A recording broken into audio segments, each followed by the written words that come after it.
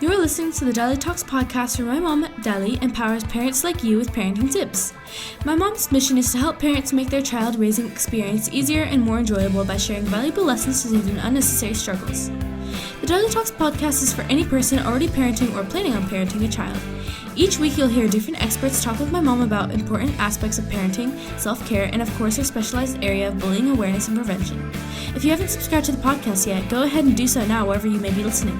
And don't forget to set up your alerts so that you don't miss any episodes. Let's get started. Okay, so today I have a very special guest. You have probably heard of her if you've been listening to the Dali Talks podcast for a while. Her name is Luz Nazario. And her first story was called Redemption. And then she came back, she told us about her Coquito story. And today we're going to talk a little bit about the changes she has seen throughout her almost 30-year teaching in the education system. And then we're going to move on to how she became an entrepreneur, where the idea came from. And then we'll talk about some tips for those teachers who are right now finishing the school year and they're probably thinking, or asking themselves, should I go ahead and take that side job during the summer, or should I start this crazy business idea that I've been playing around in my head with? So I hope that you really enjoy it. And then we're going to also talk about Luz's next venture, because, you know, an entrepreneur doesn't stop at just that one business. So I think that all of us tend to dabble here and there, maybe sometimes temporarily, sometimes, you know, it becomes a permanent extra business. But overall, I hope that you really enjoy this episode. And I want to thank you, as always, for listening. And don't forget to share, save this episode, and we want to hear your comments. All right, till next time, let's dive into a conversation. Welcome back to the Dali Talks podcast. I'm excited to be back. And of course, I have my very amazing friend, Luz, who is joining me. She's our first guest since we've been on hiatus. And if you listen to Luz Nazario and her previous conversations with me, you probably already love her just like I do. She's always so fun to talk to. But if you don't know who she's a teacher. She's also the owner of Nena's Coquito, the best coquito you will ever taste in your life. If you don't know what it is, you got to listen to that episode. You got to also follow her on Instagram. But Luz, welcome to the show.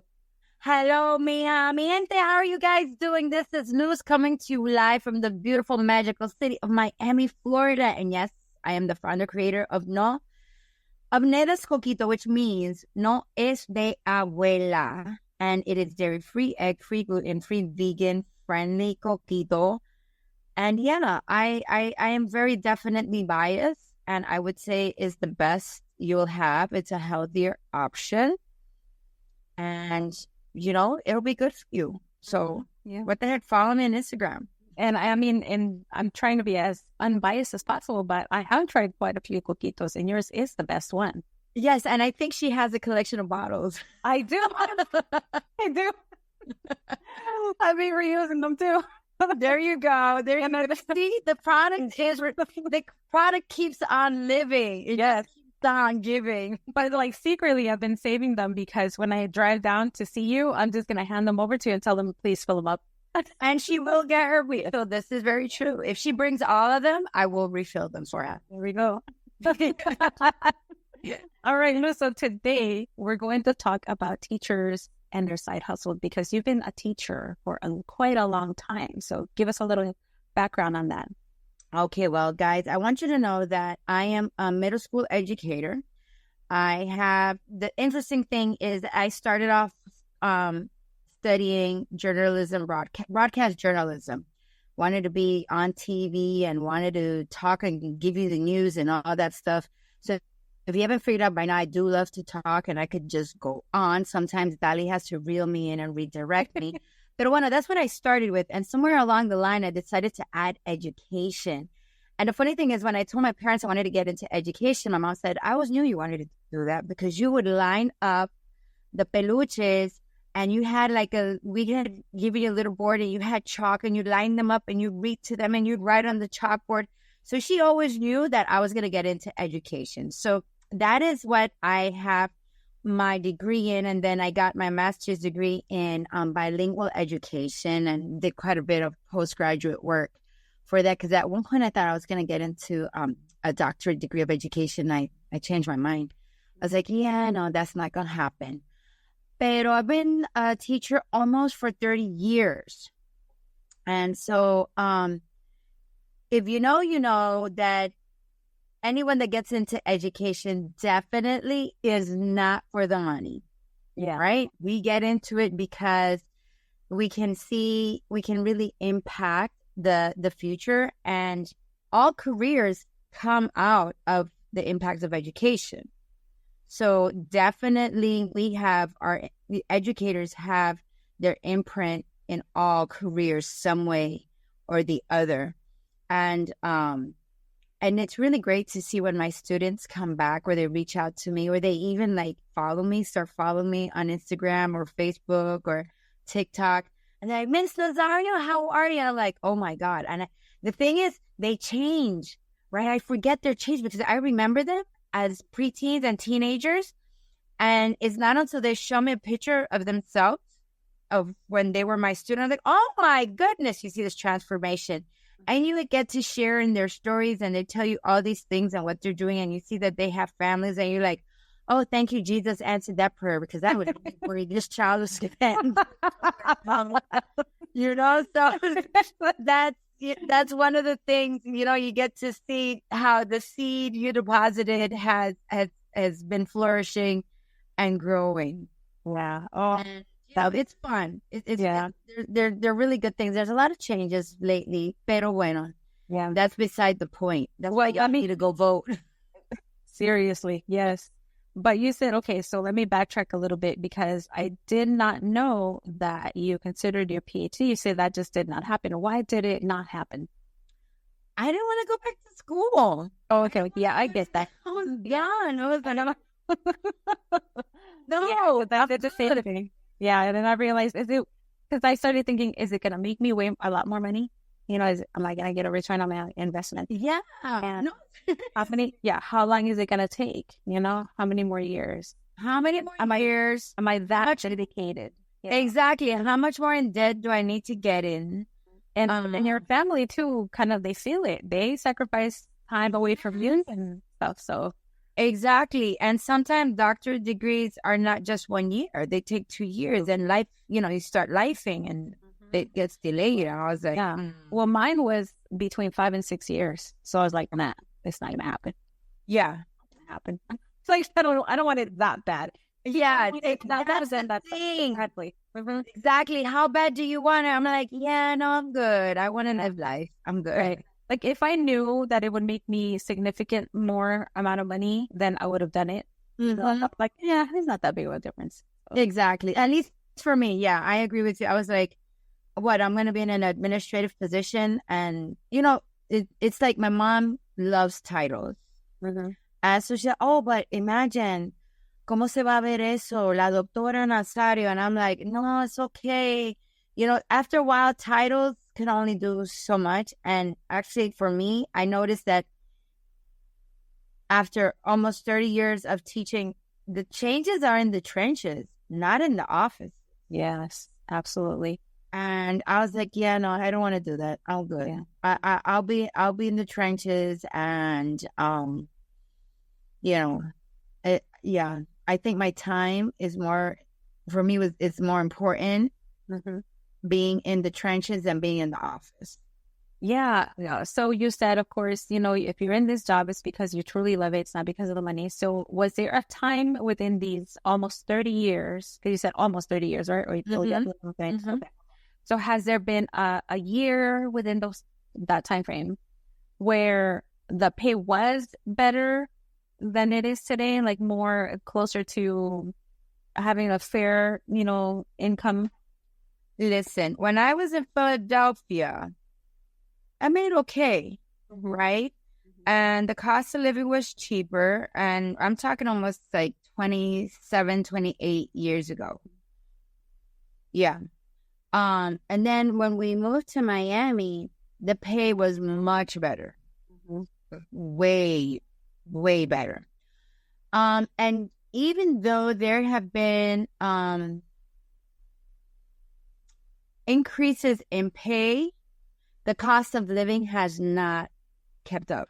Yeah. Or wait, no. Oh, yeah. No, let me, it's the other way around. Right. Right. It surpasses the. Exactly. Yeah. Exactly. You know, so it's like, oh my gosh, am I making enough? Am I, what else do I need to do? Right. So I would say about maybe 20 years ago, it was pretty good. That move from Philadelphia to Miami, it was good. And then there was another time, I want to say about 2004, 2005, that it was good. And then in 2008, todo se quedó like, yeah, it wasn't good. But then we had our illustrious governor from the state of Florida, DeSantis. Yes, you know, supposedly he's done all this stuff for educators. I'm still waiting. So, Yeah. So okay, for the many people who usually try to stay away from politics, they don't even want to know anything about it. Well, first of all, that breaks my heart because it impacts them. And they're always like, oh, I'm not about politics. It doesn't, I'm not in it. I don't care about it. I'm like, well, you should if you're paying taxes. It's really the country benefiting from the free roads that we have. Exactly. And the police and emergency services. Right. All of that is paid with your money. So you should care. Just like you should care about how much teachers are being paid. Exactly. So what are some of the promises that have been made, not just by DeSantis, but other politicians that have failed and that you were hoping that would come through? Well, one of the things that we did get some pay increase, but it wasn't much, right? Because what I noticed, at least for me, and this is the way I interpret it. Okay, so you give us $10 more, supposedly, but then their insurance goes up. So it's right? Yeah, exactly. I don't own a home. I'm not really interested in owning a home, although I understand the benefits and all the stuff you could get from owning a home. I get that. But, it was really hard for teachers at one point to get a home. And so I rent. And even though right now I've been where I'm at now for almost 15, 16 years, the rent has been pretty, it's gone up a bit, but it's still manageable. Other people that live near us or in our area, their rent está por el techo. But what I'm going to say with that is that, if we get a little bit increase, then something else increases. So it's like we're not really getting anything. Yeah. Yeah, so it goes somewhere else. In terms of home ownership, one of the things I can say that maybe Ron DeSantis has fostered or has tried is this program called Hometown program, basically where teachers can qualify for the down payment, some percentage of the down payment of a home, be able to qualify for FHA and all these programs that we can have, so that then teachers can stay in the district, right? Because Miami-Dade County Public Schools is the third largest district in the nation. But the thing is, there's an exodus, right? So one of the things that I would say he's tried to make sure teachers stay is to bring this program, but it's statewide. Right. It's statewide.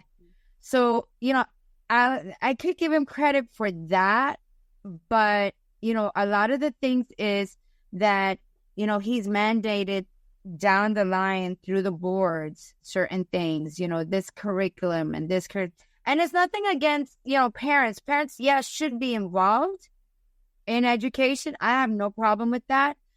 But when you have what I consider,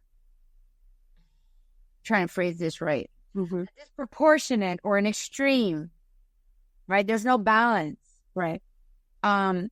and neglecting things that are obviously proven, right? So I'm talking about science here. Right. And we're talking about history that has been documented in numerous ways. And how can you just like take a chunk out? Like, we're not doing that. Right. Really? Yeah, I mean, you have a society that is going to just be done. I mean, I'm very serious. It's sad. It is, right? So, Go ahead. Yeah, because it's already sad when I have spoken to some teenagers and I ask them, do you know where Nicaragua is? They have no freaking idea because geographically they're not being taught like you and I were taught in school. Exactly. And that's just geography. Or, like I asked them, who is the president of the United States? And they're like, I don't know. Was it Obama? And I was like, oh my gosh, that was years ago, Yeah. Or is it Trump or is it Obama? I'm like, oh my goodness, these teenagers. This is part of American history and government. And that is recent history. Right. Very recent. And very recent. And so we have all of these kids, and I'm not saying all teenagers are like that, but I do see a big amount of teenagers who don't really know, like, you talk about the Trail of Tears. I know what that is. A lot of them are like, oh, what is that? Oh, maybe I learned about it in school. But like those type of stories are going to be removed from history or from the curriculum in Florida. And that is sad because we learn from our past. Right. And the thing is, we learn from our past with the hopes of not repeating. Right. With the hopes of the future. Right. And so it's just, for me, there's certain things, because I do English language arts and I teach English to immigrants that come to the United States. And primarily in Miami, we have a lot of Latinos that come to the United States, right? So they come to Miami. We have a large Cuban and Venezuelan population. We have a lot of people also from Nicaragua, Central America that come. So in that sense, we are diverse in Latinidad, right? In terms of the different Latino cultures. We do have some Eastern European, we have some Caribbean. So yes, we are diverse in that. In other areas, we're not. And so to me, I'm like, how can you propose curriculum? How can you propose text that in a sense is not acknowledging, or just like, just a blip, or, like, but we didn't do that to them. I'm like, what? How can you say you did not do such a thing or commit such atrocities? Oh, because it hurts Fulanito's feeling. Well, Fulanito better grow some balls and get over it and make sure it doesn't happen again. Well, to your point about that, having immigrant children come to the U.S. education system, specifically there in Florida, and they already arrived not knowing a lot of American history. It's so rare when I talk to people in Nicaragua and I'm like, oh yeah, do you know about the Holocaust? And they're like, what is that? Right. And I'm like, oh my gosh, such a global, significant thing. And they have no idea. So it reminds me of my arrival at the age of 7 to California and people calling me things like beaner, and then hearing the N-word, and then all of these things that have to do with history, things that you learn. I remember Roots, right. The movie, and then hearing the N-word and how they used it, context and all of that. And so that's how I figured out, I was like, oh, wow, this is huge. Yeah. And it's important because it helps you relate to other people and it helps you understand their struggles and what they could be facing today, and how you can avoid becoming that person that is continuing that generational trauma for others. Exactly. So that is how I see this DeSantis idea being so damaging. And and the thing is, the good thing is that he can't run again, right? Not for another 4 years. Okay. So, because I teach reading and I teach English language arts and I teach English, I have not had to deal directly with the curriculum change, right? For example, the civics teachers, the world history teachers, that has been something that there has been change, but a colleague of mine said, they kept saying we're going to get this. We haven't gotten this mandate yet. Okay, because how does it become possible when you change your book adoptions, your textbook adoptions, right? So supposedly they had the textbook for another year. By that time, the census will be out. But then, of course, they have reps coming out to, the departments and like, oh, this is the book we're going to use, yada, yada, yada. This has been approved. So there's been some delay in dragging the feet of at least in Miami-Dade County Public Schools that I'm aware of. So I'm praying none of these texts be adopted. Now, here's the thing. Our library and our school library, in a sense, was purged, but it was purged because we had a lot of old textbooks, old books, and because they're looking to innovate it and move it a lot to digital. Okay. So when they did that, I actually went in and I took a lot of the books they were purging.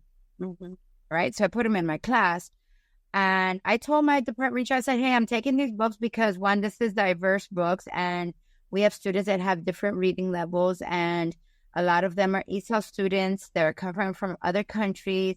And they might have something in here that they like.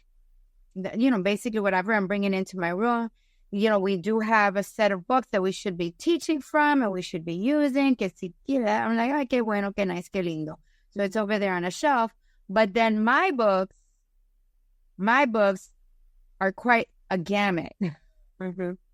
Right? So my personal books that I've collected, that came with me from Pittsburgh to Philly to Miami, I realized I could get in trouble for that. But I have a pretty awesome principal. And she's like, are your kids reading them? And I said, sometimes I do. She says, okay, that's it. Are they reading it? I was like, yeah. She says, have any of them told you anything? No. Are they taking them home? I said, if they want to take it home, they're allowed to take it home and just bring it back. And she said, okay, have you gotten any complaints from parents? I said, no. She's like, then don't worry about it. I said, okay. So then the way that teachers get in trouble for having those diverse books that have been banned is when a parent complains to the board. A parent has to complain. There has to be someone that, and I think that's just really malicious. Really, you're going to complain about a book. The way I tell my students, if you see the book and it doesn't catch your attention, there have 20,000 other books, right? This is where I kind of tell them judge the book by the cover, right? Yeah. So I have books, but I don't tell them, Mira, you should read this. Oh, Mira, you should read that. Some of them have asked me, Miss, what do you recommend? I said, what do you like? Right? So in my classroom, it's my materials. I run my room. Yeah. I haven't had any parents complain yet. And I haven't had any of my colleagues complain. So from what I've read, in the state of, actually, I don't know if it's just in the state of Florida, but apparently only 11 people have actually complained and asked for the removal of certain books, of most books that are banned. Right. Only 11. I'm sure that number has grown by now. But that was a shocking number because that just tells you how much power parents have. If only 11 people were able to get we're in the thousands now, thousands of books banned. Imagine what parents could do if they spoke out against that ban. So how has the ban and the curriculum change and the low pay changed the career field in education? Well, I know that we've had teachers from other schools leave because of that. They're like, I'm not taking this anymore. I'm not going to do this. This is not what I started out. leaving for what? Leaving the field. They have left the education. They've left the education field. They're like, I'm done. I'm not having somebody come into my class or tell me you can't teach this. Okay, that's what I was going to. Okay. Right? Mm-hmm. So I know of teachers that's happened, and they're like, I'm good. Yeah. I'm good.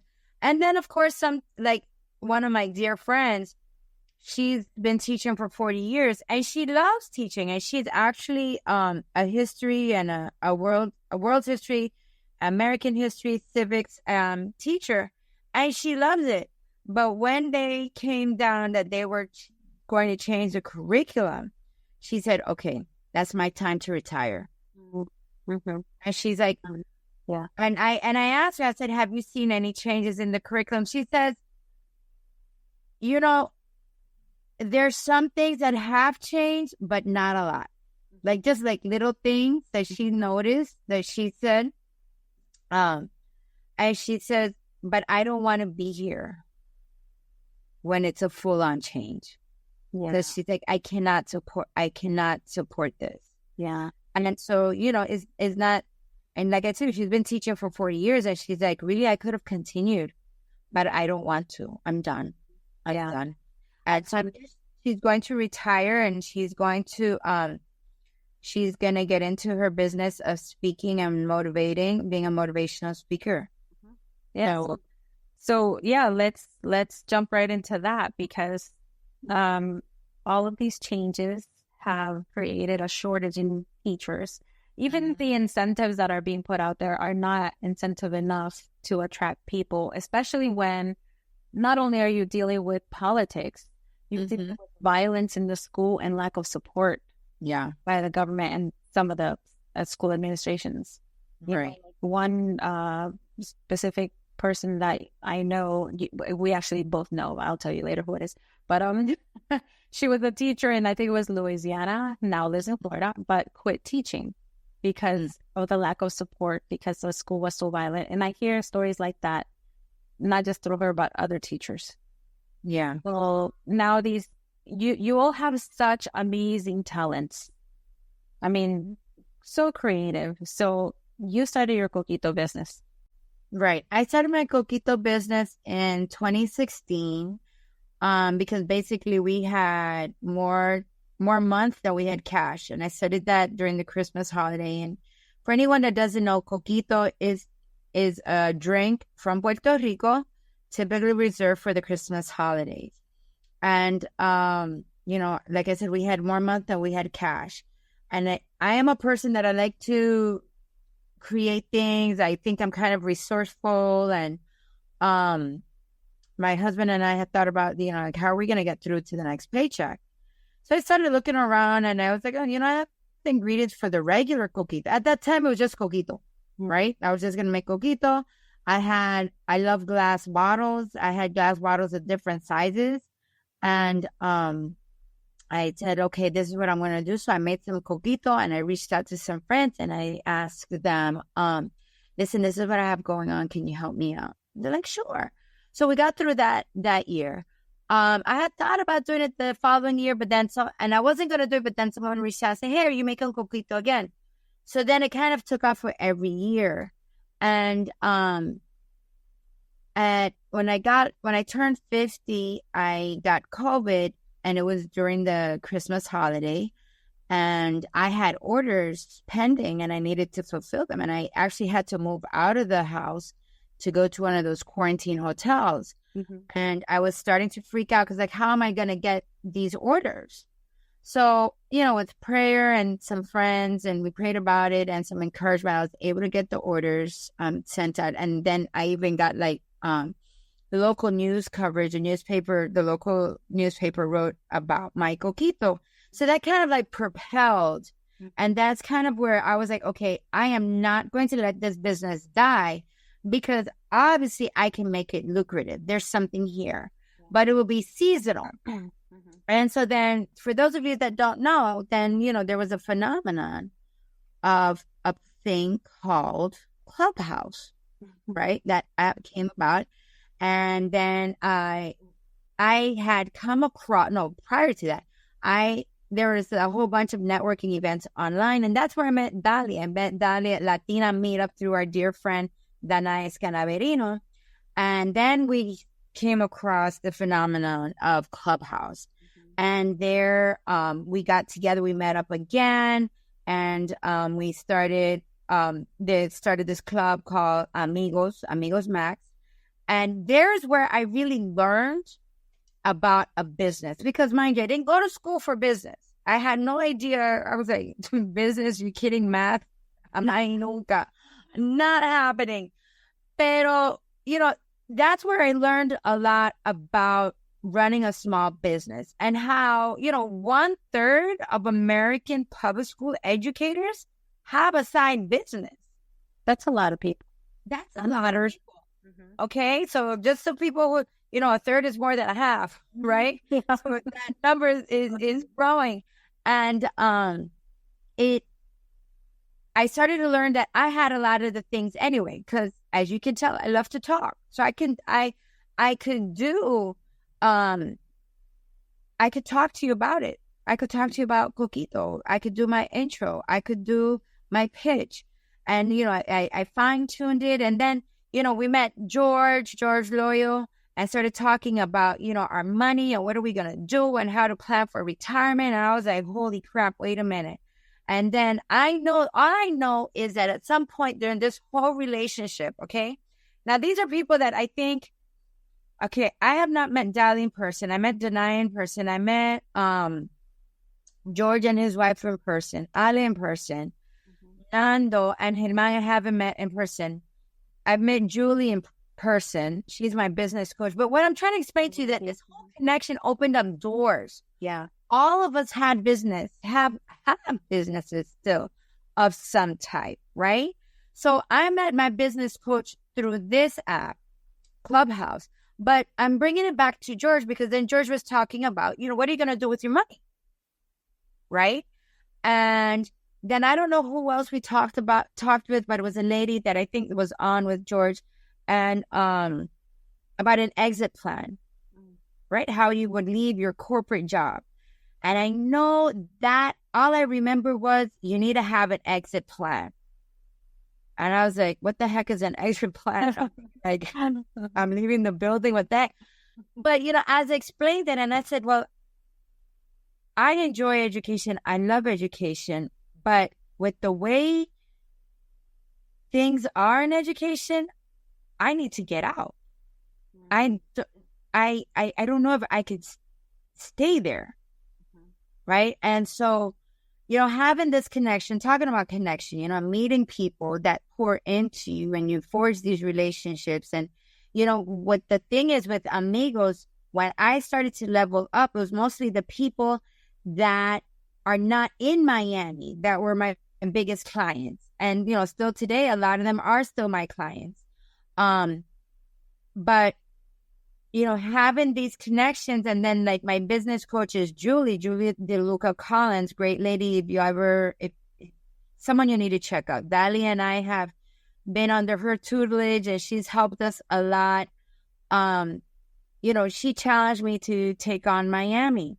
But I say that because then I met other people. Like Dali and I know Lady Karsta. Karsta is in the Midwest. She was a teacher. She's left teaching to do her personal coaching, her motivational speaking, So seeing that, I was like, maybe I could transition out. And then we had Monisha, who's also an educator, which, I understand that she also transitioned out, right? Because of just the things that are happening in education. Right. Right? Who else left the education field, although they were not directly teaching?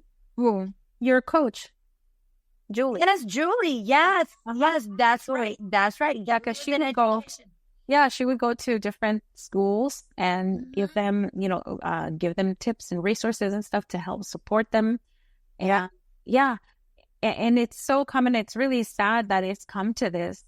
But the beautiful thing about it is that I feel like the U.S. has become much more entrepreneurial, although it already has been. Right. but in a different way, because now the idea of entrepreneurship, it's not like, oh, well, I don't come from a family of business owners or anything like that. No, this is like I'm going to grind, figure it out, and use the skills that I have, and I'm going to teach.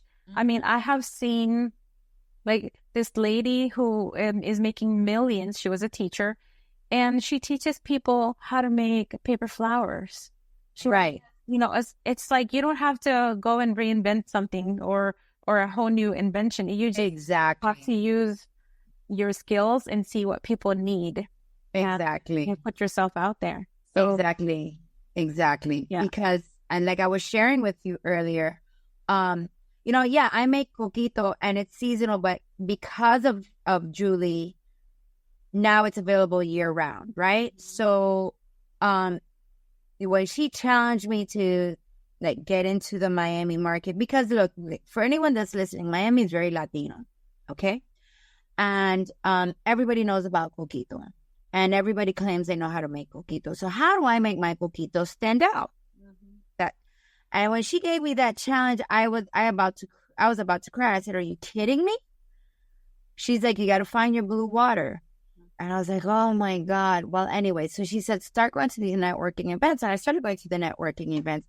And there I also was finding other people that were educators, but they had not been in as long as I have. Like they were 5 years and they're like, "Yeah, we good. I'm out." I met this one lady. Her name is Melissa Waggy, and she's New Yorker, and she was in the pharmacy. She was as a pharmaceutical rep. And so she one day said, there's got to be more to networking, or I got to do something different. So she came up with this networking event, this group. I don't even know the correct word for it, but anyway, it's huge. What do I mean huge? And I'm not talking like, Donald Trump, huge. It's grown, because she said that it's called Epic Talks Miami. And this is not your regular networking. Every month is a different theme. Okay. So this past month was about getting funding. And I don't know if you remember on Clubhouse, this lady, Credit Ninja, she was actually there. And when I saw her, I started fangirling, because like, "Oh my God, I know you from Clubhouse." And she was like, "Oh my God, really?" I was like, "Yes, I would listen to you." And so she was talking. And the reason why I tell you that is because I met Melita Waggy at another networking event that was just for women, and women just talking about their story. And there was a few vendors, and I was one of the vendors. And she came up to me and she presented me with an opportunity. And so I remember last year, 2023, I said, I'm going to take a shot at whatever I can. I'm going to get there. And if somebody wants something, game, let's go on. Let's do this, right? And I was actually kind of getting frustrated, but I was like, let's go. Let's do this. So she says, "Hey, I have this event." And, she had talked about her whole thing, Epic Talks Miami. I mean, she brings people from all over. And they're all people who have their own business. There's a few, like I said, that I've met are also educators. They're like, "Yeah, that's not what we wanted to do." And they're thriving, and, they're leveling up in their business. I would like to sponsor you a table at my next event. Mm-hmm. Now, let me explain something. Anybody that doesn't know, if I know people might have their businesses and services, right? But mine is a product. And so you kind of have to go to vendor events. In addition to, blowing up the internet y todo eso. And you kind of have to go to these events, and you pay for a space. Mm-hmm. Okay? Some of them can be as cheap as $75, and you're there all day, and maybe you sell nothing or one thing, so you don't really necessarily make back your money. The thing is, basic, and some of them are really expensive. But so when she said, "I will sponsor your table," I was like, "Bet, when? Not a problem." I went with it. I was like, "Okay." So she said, "What do you need?" And I said, "Well, I need a table." And she says, "Okay, what type of table?" I'm like, just looking at her, I'm thinking, in my mind, I was like, how many type of tables are there? I'm just thinking like, a table's a table, right? Oh my gosh. Right? And I guess she saw me processing. She's like, do you want a cocktail table or a 6-foot table? I was like, I don't know. I said, so what's your space like? Yeah. Like, it's not really big. And I said, so then the small table. I could think of small table. Oh, you want a cocktail table? I was like, yeah, cocktail table. So I had a name. I didn't know the name. So I had to like improvise. Right. But she provided me with everything. So she provided me with this opportunity. I go to this event and it's a Wednesday night. She does it the last Wednesday of every month in the middle of the week. Now, the reason behind that is because if she waits till Friday or Saturday, a lot of people got a lot of things going on. But if it's in the middle of the week, it's kind of the hump week, right? So the goal is for you to leave with the connection and leave with the drive, right? So she has this thing, you're one connection away from leveling up. Well, when I went to that room, Donnie, that was, you know, that song from Hamilton, I want to be in the room where it happens. Well, that's the room where it does happen. I was seeing all these people. I didn't have an idea that these things existed in Miami. Mind you, I've been in Miami now for 28 years. I mean, talk about business. And these are not really big businesses per se. They're not like box businesses, not franchises. These are people that have small business but are leveling up. They're entrepreneurs. My mind was blown. Okay. My mind was blown of this networking. And then, you know, you tell people, oh, they ask you, so what do you do? And I said, well, you know, I'm a full-time educator, but I do this on the side. And they're like, how long do you plan to stay in education? I was like, I'm not sure. I'm working on it. That's all I could tell them. I'm working on it. You know, like I'm working to get out. I'm working to do something. And so, you know, you meet these people, you start finding out these different careers, these different options, these different businesses, right? And so there are women in there that they tell you, I got divorced and I started a business. Right? And I'm thinking like, shit, well, damn.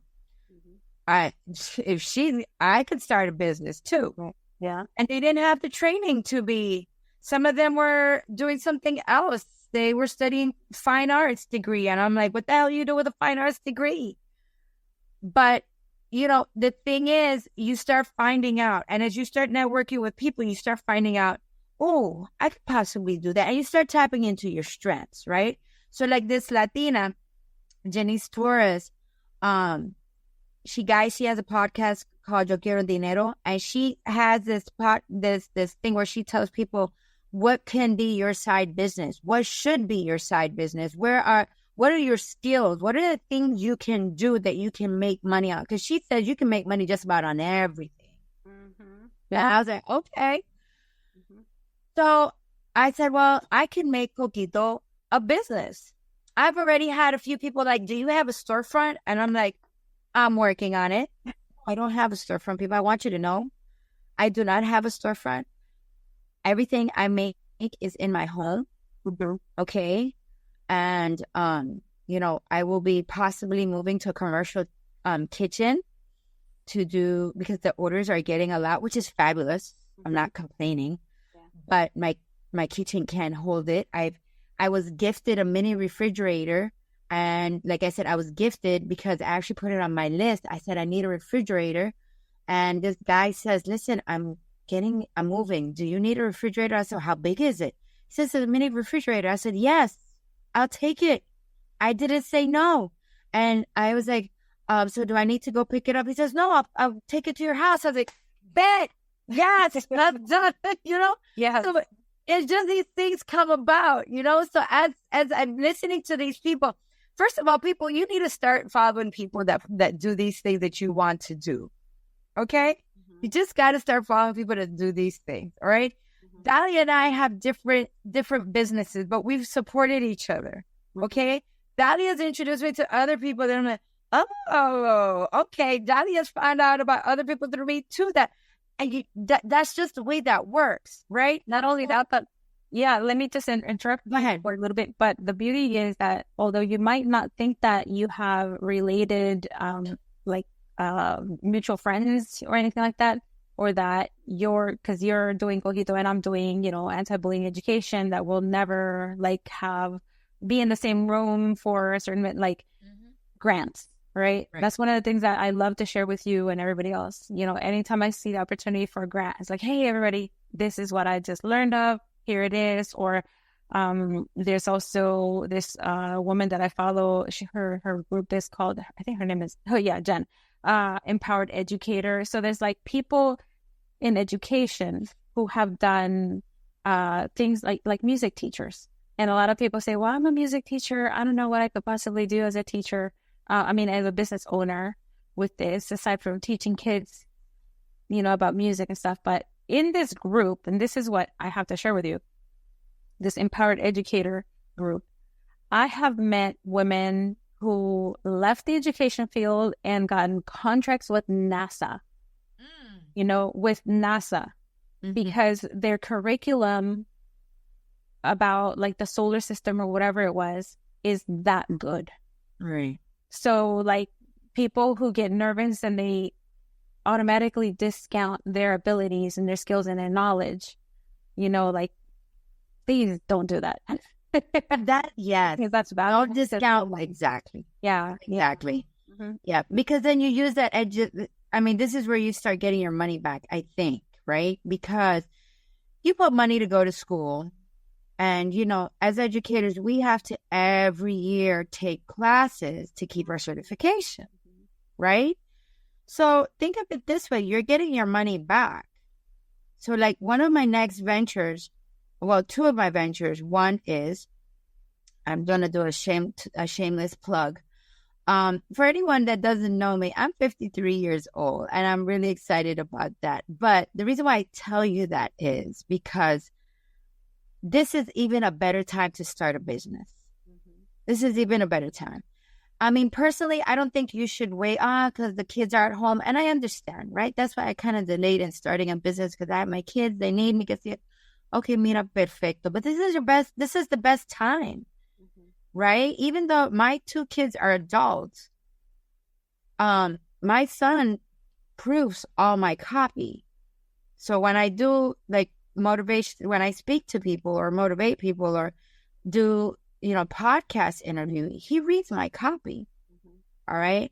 My daughter keeps my calendar in a sense, especially when it's coquito season, and she tells people about it. Right. So she doesn't really post. She's not my social media manager, but she says, Mom, don't forget you have this number of coquito for these people. So, get your kids involved. Find what it is. If you like baking cookies, listen, do a flash sale. If your cookies are that good, you do a flash sale. All right. I am selling cookies tal día on this date from this time to this time, pre-order. And I only have a limited amount for drive up. Right. So if Dali orders a dozen cookies, she pre-orders it. On her way to go pick up the cookies, Dali might be talking to a friend. Mira, I'm on my way to pick up the cookies. Oh, those cookies you like that you got me? Yes. Does she have any available? I think so, but you got to come now. Right? That pushes the urgency, the quality of your cookie.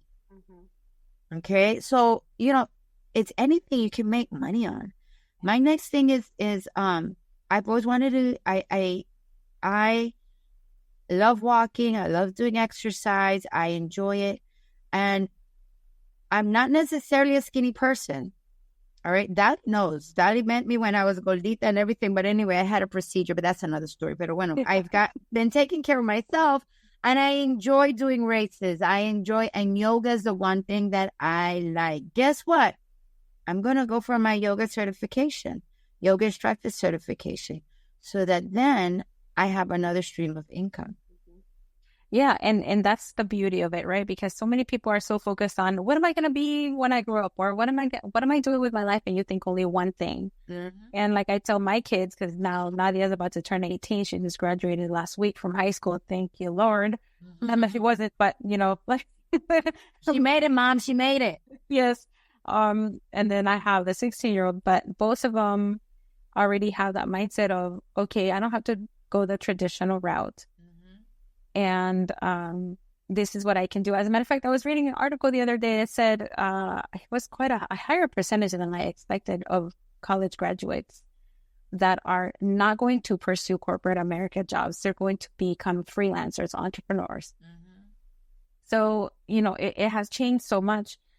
And for teachers who are right now having that doubt, they're sitting in the classroom or, school just ended and they're thinking of trying out something right now. Give me maybe five tips that you wish you would have had before starting your coquito business. Because right now, I'm sure there are teachers like sitting there thinking, okay, should I take that summer job? Mm-hmm. Oh my God, yeah. Or try this. Listen, one thing that I found out, you don't need a lot of money to start a business. Yeah. There are so many resources online that are free. Mm-hmm. And this is why I mentioned this lady, Janice Torres. She tells you there's so many free and low-cost things or resources. Mm-hmm. Canva, ¿cuál es la otra? But that you don't have to pay, that are not going to break the bank. Yeah. Okay. I don't need that, but sometimes your own schools have resources. Yes. And you kind of have to get into those rooms, get into those, and share it with people. So definitely don't let money hold you back. Mm-hmm. Okay? Don't let money hold you back. So that's one. Don't let money hold you back. Two, start finding those people. Mm-hmm. And I'll be very honest with you. I mean, I'm blessed with a family that's very supportive, but sometimes your family is not going to support you. Mm-hmm. Be okay with that. Yeah. You have to be okay with that. It's hard. And it's hard to be okay with that. And sometimes when they say, I got you, you got my support, you kind of get like little microaggressions or like little passive aggressive things. Mm-hmm. Like, oh, you're still working on that. Oh, you're not coming to bed yet. Yeah. Like, oh, you're not going to spend time with us. Yeah. You got that, Yeah. Yeah. I get it. But eventually they will. Eventually they will. And you just need to, that's why I say, so surround yourself with people that are going to keep you in check.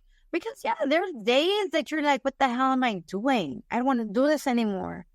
Oh, and I usually have my biggest crash in terms of like motivation is right in the middle of coquito season.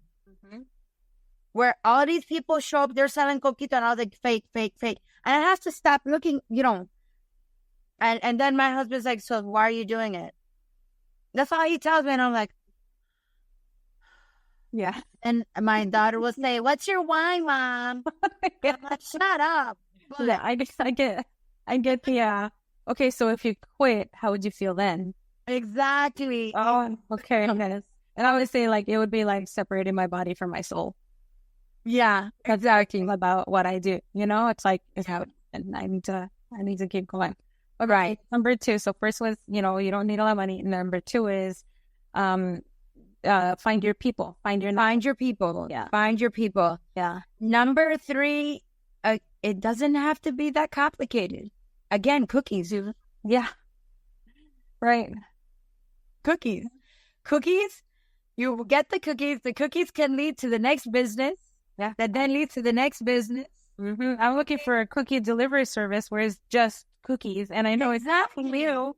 Exactly. When they're still nice and warm. Exactly. There's always something.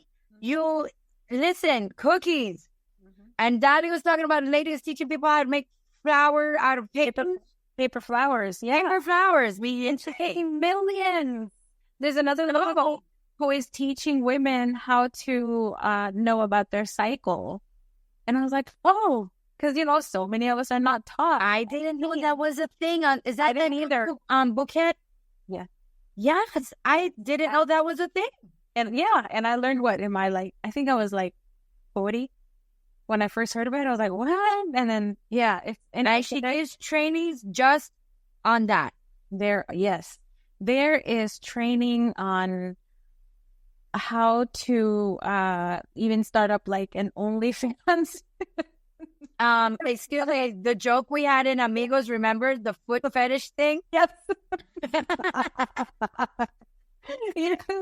And the what feetfinder.com or the Yeah, Feet Finder. That was, oh my God, we would joke about that so much. but there is, yeah, anybody can, it's just find a need. Find It's something, not- yeah. So it doesn't- doesn't, if baking cookies, if you have flour in your refrigerator, right? You have the basics for a cookie. I know. Yeah. It does not have to be that complicated. It does not have to be that rocket science. You can do it out of your house. All right. So you don't need a huge budget. Really, you don't even need money. Find the people that are going to support you. Okay. And keep it simple. It could be the smallest thing. There's one, I think I was on NPR Latinos that I listened to this. I might be wrong where it was, but this guy who just wanted to make extra money at home decided to offer his entire neighborhood the service of taking their trash out to the curb. And he makes like almost 10 grand a month. Wow. I think he charges them like $2 or $5. I can't remember. It was a very low amount. And he said, well, I might as well do it because that'll help me lose weight because of all the walking. So I get to know my neighbors better. And I make a little bit of money on the side. Then they were like, hey, so you take it out to the curb. How much more for you to put it back in my backyard or by the gate? And you'd be surprised what people pay for. Because we are, to be honest, we're a lazy society. We pay for a lot of our conveniences to not have to get out the house. And exactly. It's that simple. He didn't even need where's the money he needed for that? Yeah. You know? Yeah. And definitely one thing and this one kind of goes with finding your people, but there's so many resources available. Okay. There's so many resources, especially for women, minority women. And this was confirmed to me by Credit Ninja when I saw her. She said, do you know that you could, because you are Latina, you're an educator, you're a mother, that you can actually put your coquito in to sell at the casinos? I was like, what? I said, what? Mm-hmm. Yeah. But the thing is, I was like, I got to go back. You know, you get nuggets like that. Yeah. You get nuggets like that. And then there's the Miami-Dade County, the small business. They have free training. Mm-hmm. Yeah. So this is the thing that people, to invest in you, right? So this is what I tell people, start watching, yes, the YouTubes. These are free things to train you. I'm not talking about, creating your Canva account. This is training. These are free trainings. Your public library has free resources. Your county government has sources, so start investing in yourself that way. Mm-hmm. So invest in yourself. Yeah. You don't have to go take a Maxwell Mastermind class. I don't need you to put a second mortgage on your house for that. I know. Okay. Mm-hmm. And what's the last one? And definitely you have to, you know what? This is not a business, but definitely aside from, you don't need a lot of money, finding your people, keep it simple, look for resources. Look for free resources to invest in yourself. You have to take time for you. Wait, what's that for? That was the last one. Take time for you.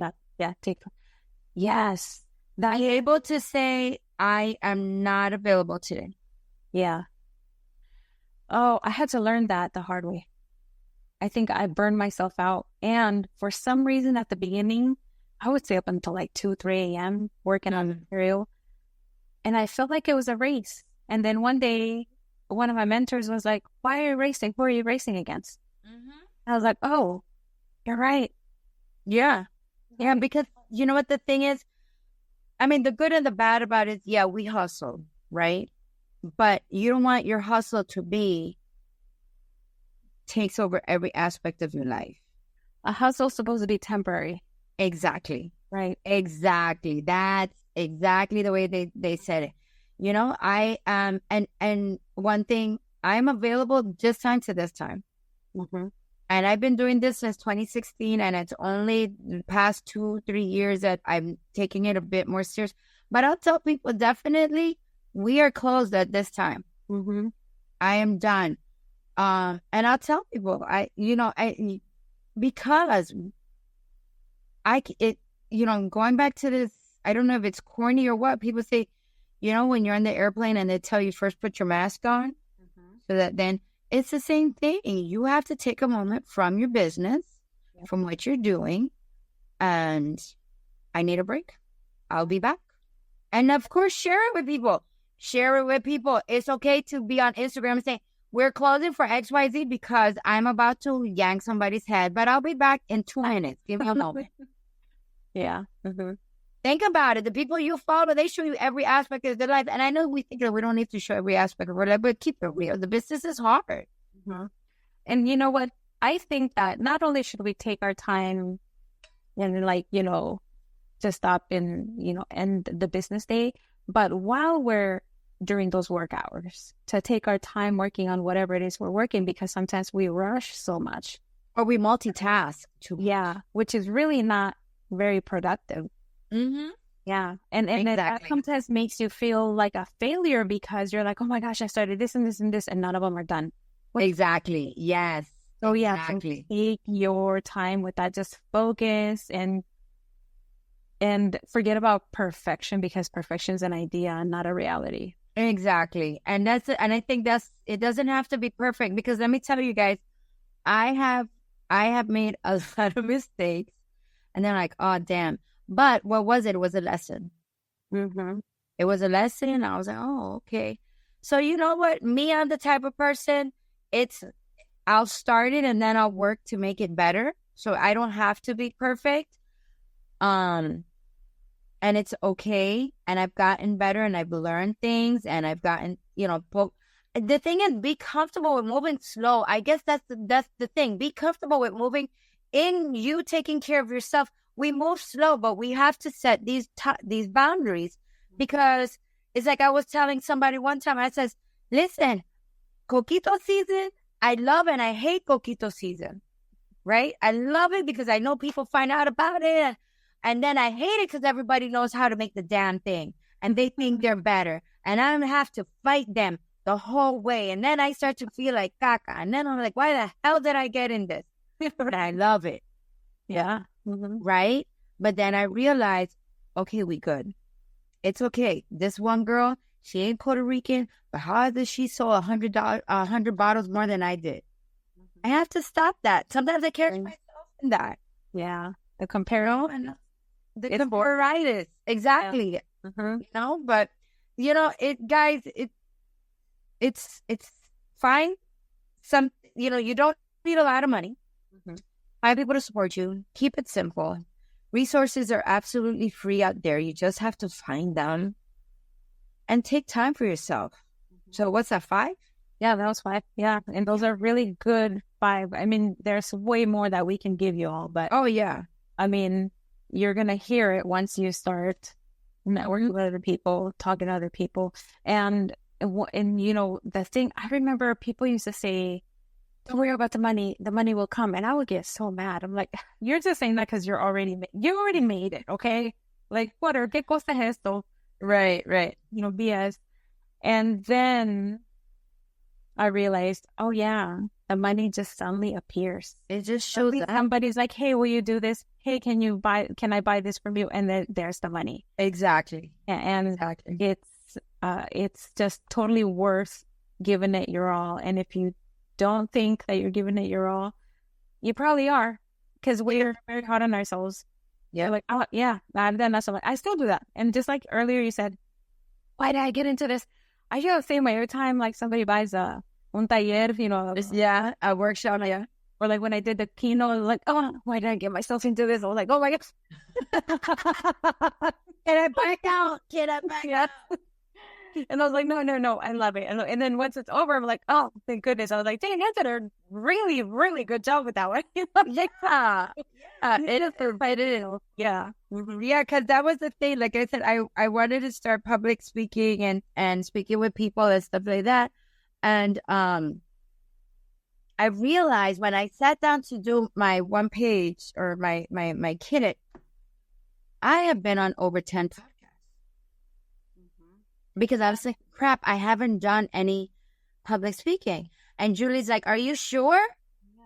I could name 5. And I was like, I know. I mean, you've been again, this is your 3rd time with me. yes. Right. And the thing is, guys, you got to go back to the library. Okay. Because what started this was my redemption story. And I shared it with someone. I said, this is this lady in my church group. She was talking because I had, I was being vulnerable, and I said, I've overcome this and thank God for this and so forth. And I told her, and I spoke about it. She said, really, you did? Where? And I said, well, I'll share the link with you. And then she connected me with somebody else. So things like that show up. And then, like I've done podcasts for people in California. Yeah. I've done 2 so far.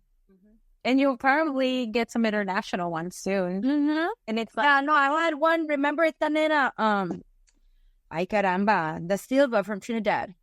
oh yeah. I know her. Wait, Her name escapes me at this time. Oh my God. I know. Ella. Yeah. This is awful. I know. I like la miro ahorita because I see her and I'm like, and even her kids.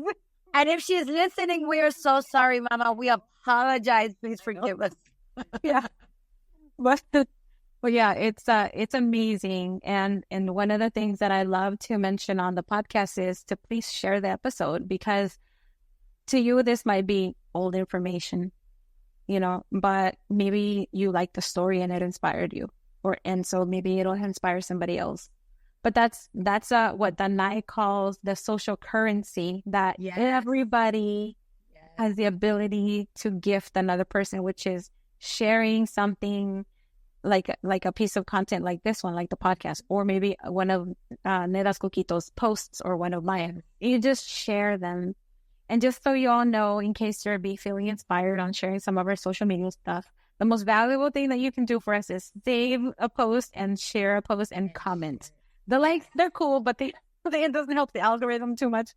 Yeah. Or like, the algorithm's not really our friend. No, that's just for like the big world, the big ones like the J-Lo's and the Beyonce's and Jay-Z's. Yeah. I mean, and not like, honestly, like I don't have a love for social media growth like that. My thing has been a love for growth, like with people, like hitting the ground, like the actual, the people I can look at and meet in person, not the social media people that, not to say I don't love them at all, but some people, they let those social media likes drive them. Exactly. And me, it's like, who am I touching, like personally, like who am I connecting with? And so please share Nena's Coquito. You're mostly active on Instagram. On Instagram, I'm mostly active. But I do want to let people, one thing I did change this year, Dali, was that I kind of got, I have a website, guys, right? Nedas, Nedas, Coquito, COQUITO.com.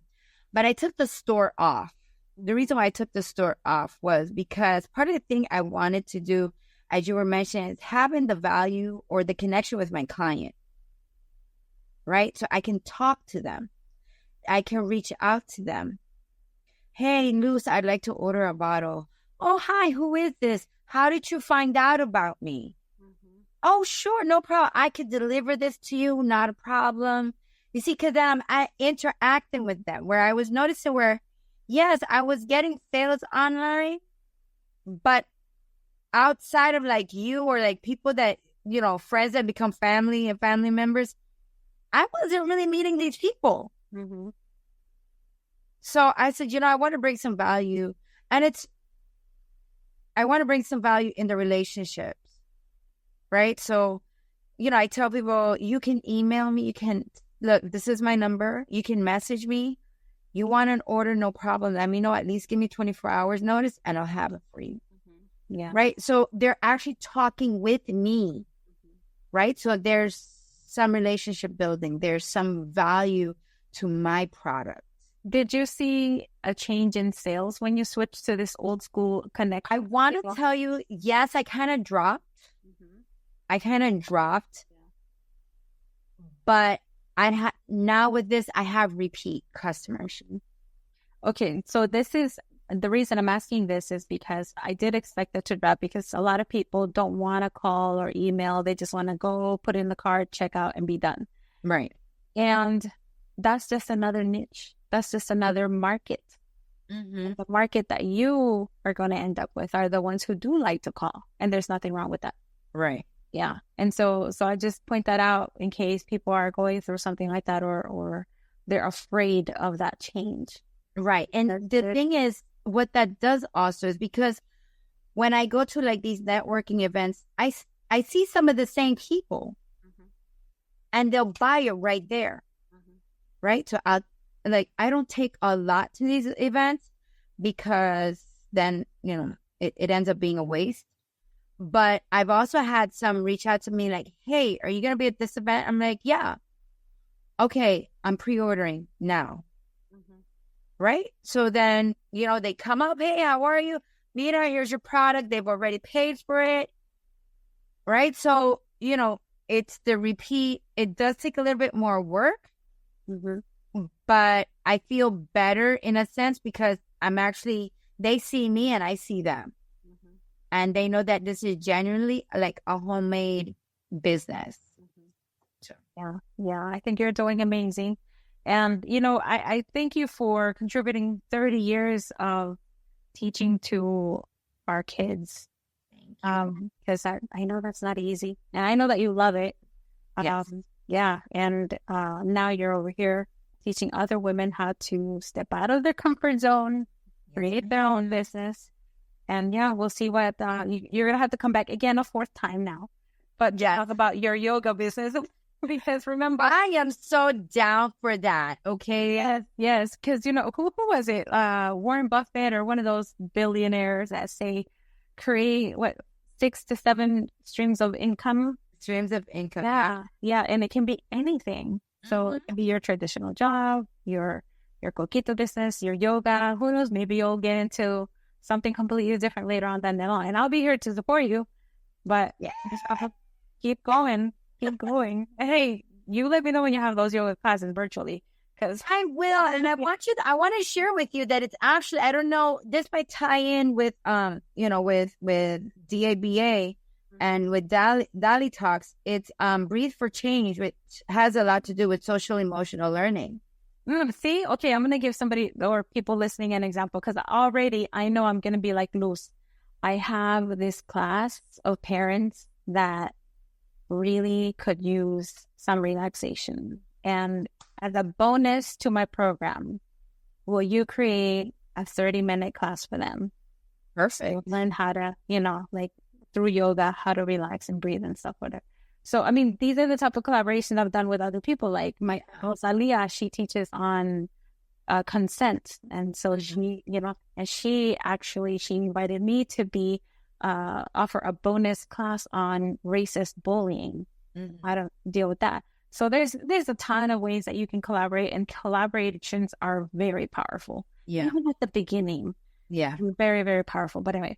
So we've gone, an hour and 20 minutes or so? Something. Oh, my gosh. And she said, I just want to let y'all, she said, I'm just narrowing it down to 30 minutes. And I said, well, you called me and, I can't do 30 minutes, but I will try. And they've had, I knew with you, there's certain people I know there's no way it's going to be 30 minutes.